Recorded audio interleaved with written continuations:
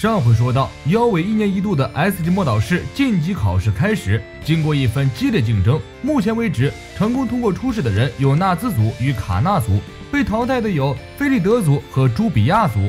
白猫夏露露一直为自己的预知所担忧，在他预知未来的天狼岛上，所有人都陷于危险之中，天狼岛也被毁坏。那么妖尾几人接下来会迎接什么样的挑战呢？我们继续来看。夏露露百般劝阻温蒂不要参与到考试中来，但梅斯特告诉温蒂自己是密斯特港的徒弟，而温蒂为了报答密斯特港的恩情，执意要代替密斯特港帮助梅斯特。莉莉认为此事定有蹊跷，密斯特港总是刻意避免和这个世界的人有所接触，每次到工会领取任务的时候也会特意让大家睡着，这些行为都是为了隐藏身份，所以很难想象密斯特港会收弟子。莉莉大胆地提出一个疑问，这个梅斯特真的是工会里的人吗？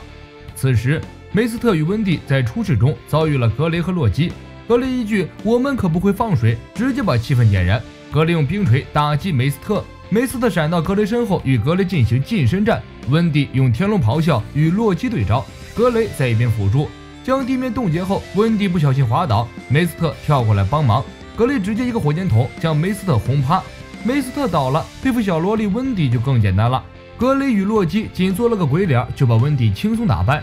胜出后，格雷与洛基向洞穴尽头走去，边走边聊起了梅斯特，越聊两人越觉得诡异，这个梅斯特在工会里存在感太弱了，以至于根本回忆不起来和这个家伙相处的经历，只是隐约记得梅斯特上次考试差点通过，至于拍档是谁，实力如何，根本无从记忆。两人得出一个共同的结论，关于梅斯特的记忆非常模糊，而且只要回忆和他有关的事情，记忆就莫名其妙的中断了。梅斯特小组失败后，温蒂十分自责，梅斯特温柔地安慰着温蒂，两人并排而坐。突然梅斯特话锋一转问道，温蒂，你知道这个岛为什么被称为妖精的尾巴的圣地吗？温蒂说，因为是初代会长梅比斯的长眠之地。梅斯特表示，不仅如此，天狼岛平时被强力的结界隐藏，无论用什么魔法都找不到这里，因为这里似乎藏着关于妖尾的一个重大秘密，但具体是什么就不得而知了。A 路线，阿尔夫曼与艾巴所碰见的对手是 S 级魔导士阿尔夫曼的姐姐米拉。艾巴率先使出石化之眼，但是这一招非常容易破解，只要不看他的眼睛就不会被石化。米拉躲开艾巴的招式后，丢出一个能量球把他打倒。阿尔夫曼见状，使用全身接受变身兽王之魂，但米拉2下就把阿尔夫曼打倒。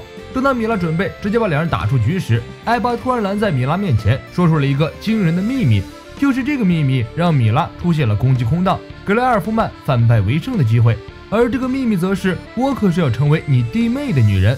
米拉顿时惊呆了，借此机会，阿尔夫曼起身与艾巴一起攻击，拿下了初试的合格证。这样一来，卡纳族、纳兹族、格雷族、阿尔夫曼族都成功通过了初试，而雷比族因为运气很好，选出了那条唯一的一通到底的路线，没有任何战斗，直接通过了初试。接下来，马卡罗夫宣布了第2场考试的内容，找到岛上初代会长梅比斯的坟墓。这个考试看起来简单，但岛上地形复杂，险象迭生，而且时限只有6个小时，所以这并不是个容易的任务。很快，分散出去的小组就见识到了天狼岛的恐怖，岛上布满了各种庞大的怪物，光是应付他们就已经很困难了。埃尔夫曼和艾巴在躲避怪物追杀的时候，无意间滚落到悬崖下。在这里，他们看到了一个非常诡异的男子杰尔夫。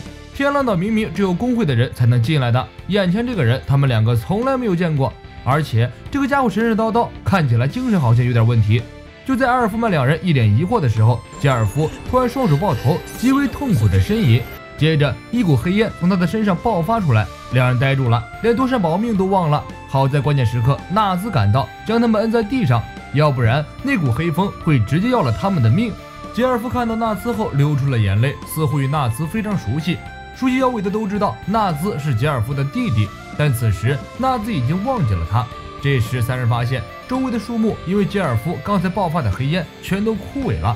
纳兹为保护小岛和伙伴，冲过去一拳头将杰尔夫打倒，但杰尔夫却笑了。纳兹，现在的你还是无法摧毁我，可是自己不想再杀人了，不过能阻止自己的只有你。突然杰尔夫身上再次爆发黑烟，纳兹让大家快逃，自己却被黑色旋风吸入其中。好在没什么大碍，杰尔夫已经消失了，而周围枯萎的树被这股黑烟吹成了渣渣。不知道这是什么魔法，太恐怖了！哈比惊叫一声。纳兹发现伊古尼尔送给自己的围巾被杰尔夫的神秘力量染成了黑色，哈比一通分析，是围巾吸收了刚才的力量，保护了纳兹。不远处的梅斯特感受到了男子的魔力，脸上露出诧异的表情。新的危机也正在向天狼岛逼近，最强的黑暗公会恶魔之心正向天狼岛方向靠近，目的就是找到杰尔夫，唤醒他体内的力量。与此同时，在天狼岛的检疫基地里，艾露莎等人正准备食物。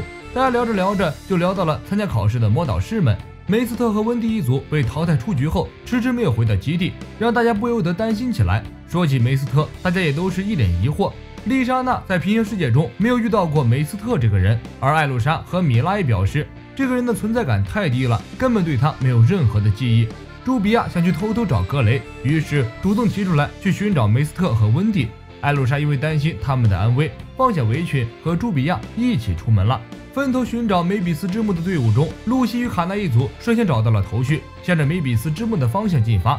格雷和洛基因为偷听了两人的谈话，于是紧随其后。纳兹一组和埃尔夫曼一组似乎没有受杰尔夫什么影响，继续互相竞争。雷比和加基鲁一组比较无聊，加基鲁似乎不是来帮助雷比通关的，而是来狂扁小怪兽的。雷比认为加基鲁一点也不关心自己，赌气一个人跑进了森林里，结果遇到了社会鸡哥和绝地武士两人的袭击。不用多说，这两人就是恶魔之心派来的先遣部队了。好在加基鲁及时赶到，从绝地武士的刀下救下了雷比。雷比认出了恶魔之心的标志。加基鲁表示，和黑暗公会作战也是考试内容吗？雷比说，怎么可能，他们一定是从什么地方入侵进来的。加基鲁捏了捏手指关节，笑着说，无所谓了，工作中总会遇到意外情况，这点事情都摆平不了，还怎么做 S 级魔导士？二话不说，直接开打。武士用噪音干扰了加基鲁的判断，基哥趁机使用鸡蛋攻击。雷比召唤出了镜子，抵消了武士的噪音文字，四周的声音恢复成了原样。武士用斩文字连续对加基鲁进行攻击，展开了加基鲁的铁甲鳞片。雷比被基哥拖住，无法出手相助。等他从基哥的攻击中解脱出来时，加基鲁已经被打倒了。武士不屑地说，如果岛上都是这样的货色，还没等主力部队到来，我们已经解决完了。加基鲁立即意识到事情远不是那么简单，这不是普通的遭遇战，而是两个工会的全面战争。他让雷比立即逃走，将这件事通知所有人，自己留下来对付这两个家伙。雷比召唤出铁文字，加基鲁吃下后力量大增，与基哥和武士打起来。加基鲁用铁锤抡倒了基哥，武士则一刀插进了加基鲁的铁锤里，眼看铁锤就要被武士给刺穿。加基鲁突然想起来马卡罗夫会长招募自己时候说过的话，这并非对你的拯救，而是给你指明今后前进的方向。要进步还是止步不前，都取决于你。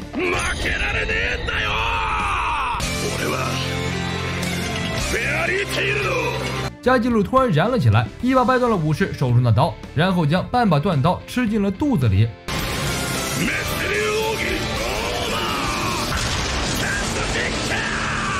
加基鲁变化出一把巨大的铁剑，一剑劈下去，将小岛砸出了一道大坑，武士被打倒在地。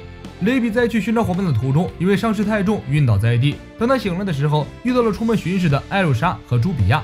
他带着两人找到了加基鲁，被打败的武士笑道：“别慌，主力军马上就到了。我等望尘莫及的魔导士将会驾临，炼狱七眷属。”朱比亚惊呼不妙，艾露莎向天空发射了红色信号弹，告知所有人考试终止，全员备战。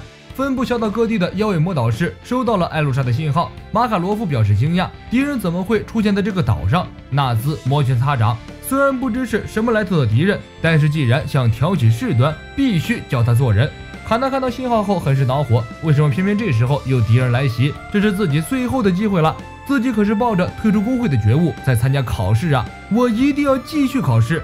跟在露西卡纳身后的格雷与洛基现身，洛基劝卡纳冷静一点，大家的心情都是一样的。可是敌人攻过来，根本没有办法考试。卡纳撇过脸，一脸的不甘心。艾露莎拷问武士恶魔之心来袭天狼岛的目的，武士说为了寻找吉尔夫。艾露莎惊了，那都是400年前的人了，尸骨恐怕都没有了吧？武士笑了，说出来你可能不信，吉尔夫400年来一直活着呢，只不过现在处于沉睡状态。当吉尔夫觉醒之时，便是这世界陷入黑暗之时。炼狱七眷属即将到来，我劝你最好不要小瞧他们。而且其中有一位已经到达天狼岛了。同一时间，夏露露和莉莉终于找到了温蒂和梅斯特。莉莉简单粗暴，直接一拳头打在梅斯特身后的石头上，怒道：“你到底是谁？”密斯特港根本不可能在这个世界收弟子。本期内容就是这些，下一期炼狱七眷属驾临，妖尾与恶魔之心的全面战争爆发。小伙伴们，我们下期再见。